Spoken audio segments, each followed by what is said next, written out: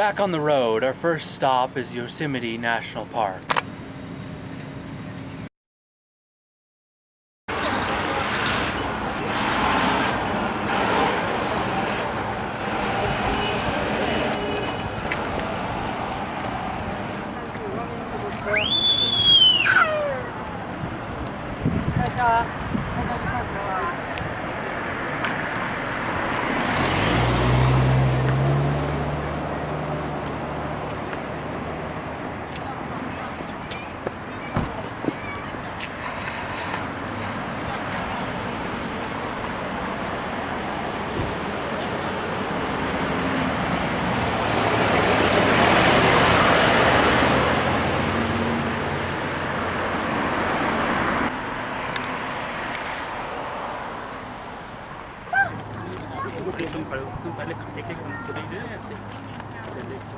Just to the right of the falls in that crack the fish are going through, right?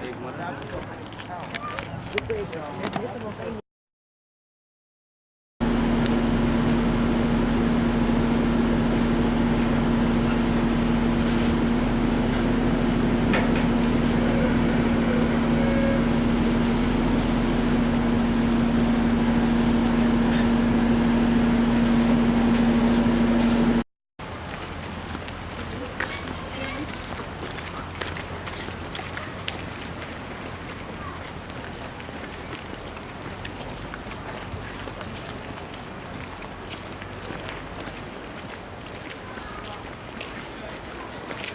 Oh, it's so pretty.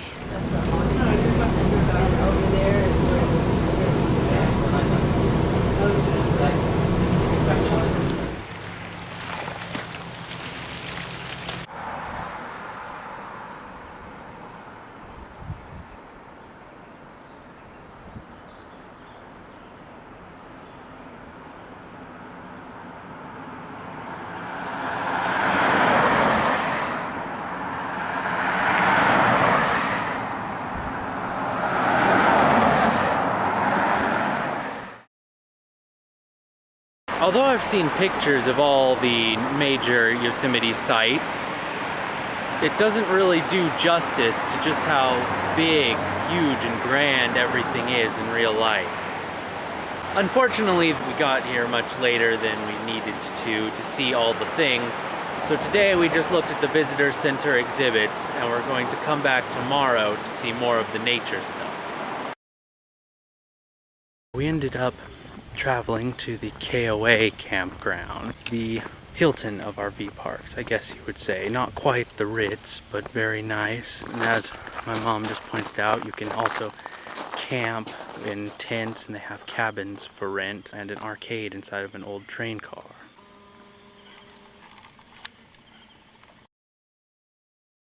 Today we're taking the Valley Floor Tour, which is a 2-hour overview of Yosemite Valley, the heart of the park. We should see all the major sites from the back of the so-called Green Dragon with our able guide, Tom Arnold. No, that is not a joke, unless his name badge was forged. Well, good afternoon, everyone. Welcome aboard. Among the sights we saw were the world-famous Yosemite Falls, ever-changing with the wind. Tallest waterfall in North America and 5th tallest in the world, 1.5 times taller than the Empire State Building. Climbers above Camp 4, which according to the Visitor Center was the birthplace of modern rock climbing. Sentinel Rock, with the simply named Sentinel Falls issuing from it. The Grand El Capitan, 3,000 feet tall, one of the greatest climbing challenges in the world, never scaled until 1958, but since has been climbed by people aged 11 to 81. The Cathedral of Rocks, the first big wall in the park to be conquered, putting Yosemite on the map as a rock climbing destination. Here are some of those daring folks at their work on the Captain. I would look down if I were that. I don't think I'll be able to spot him. So they're coming down. Yeah, they're going down. Then we moved on to Bridal Veil Falls. I've worked in a lot of places in the West. I have this little pet theory that a lot of the features around the West got named by lonely miners. Right? Bridal Veil Falls. What's that named after? Interestingly, Bridal Veil is one of the few non-ephemeral falls in the park, meaning that it feeds the mighty Merced year-round instead of disappearing in the heat of summer with the rest of its neighbors. Ribbon Falls, of which more can be seen in the bonus video, then a return, at least for us, to Tunnel View in all its splendor. This was also a good place to view the iconic Half Dome, though it is at some distance. Then began the return journey, on which we saw the same things in different ways. El Capitan, Ribbon Fall, which I forgot to mention is the tallest single drop fall in the park, Bridal Veil, Sentinel Rock, and Yosemite Falls, magnificent at the height of its spring flow. As I mentioned earlier, many of the falls in the park dry up over the summer, and surprisingly, Yosemite, the tallest fall in North America, is one of those that disappears as the world warms with the seasons. But we did not stop our journey yet. The tour continued to the other half of the valley. Alright, get ready for it. Straight ahead. It's going to be our best view today. Famous chunk of granite known as Half Dome. That's right, that's Half Dome right there.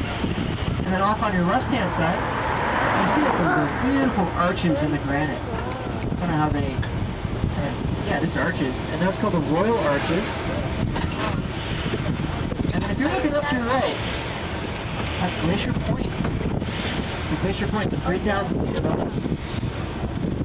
And has anyone been to Glacier Point? Excellent. And if you haven't already, I definitely hope you go. It's amazing. We then began to return for real, getting in some nice views of the Royal Arches, Half Dome, and Glacier Point before arriving back at the lodge. My timing was a little off. We're finishing up the day and our trip to Yosemite by hiking to the base of the tallest waterfall in North America, Yosemite Falls.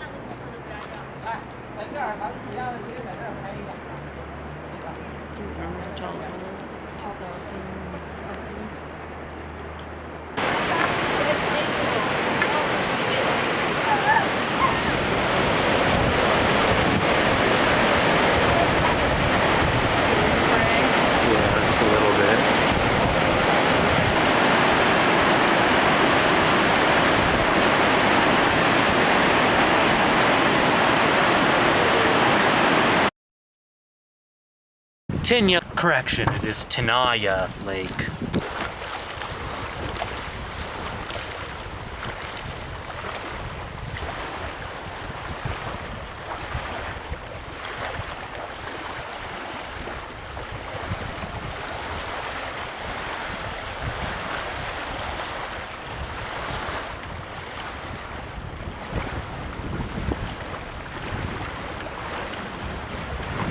It's very cold and Arctic-like up here at the higher elevations of Yosemite.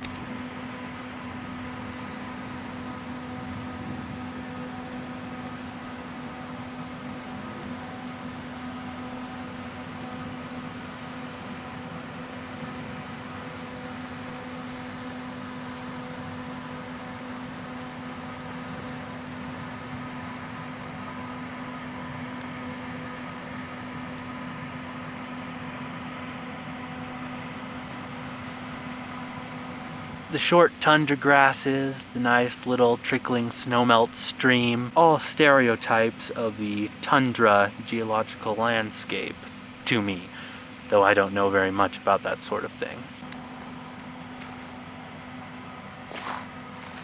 Not to mention my breath. I don't know if you can see it, but I certainly can. And those snowy mountains that I just showed you in the panoramic shot.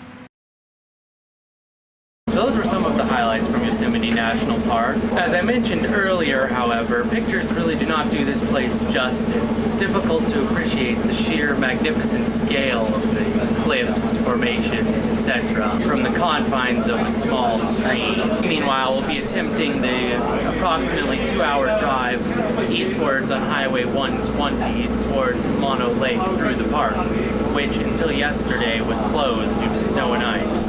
So wish us luck, though I suppose by the fact that this has been uploaded, not to mention all this footage that I shot after shooting the sign off, but which in editing I placed before it because storyline convenience. You know that we survived the trip, so that kind of takes any suspense out of that statement. Still, wish us luck because time and prayer requests, since he's outside of time. I don't know, just read Charles Williams's Descent into Hell. It explains the whole weird timey-wimey, wibbly-wobbly spiritual stuff with God being outside of time, etc. I'm rambling. Yeah.